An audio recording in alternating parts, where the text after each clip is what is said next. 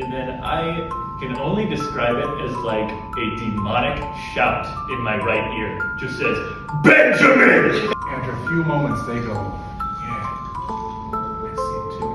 The power in the house goes out. I can scream at the top of my lungs and nobody would hear me.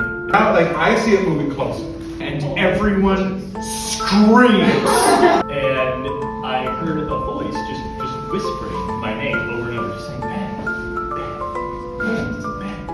Partially dug up graves, components of many stuck bodies in there. This is a really, really haunted backstory of Bad Cemetery. I will turn around and see an old woman up in that window. And I used to always think back to what my grandmother used to always say.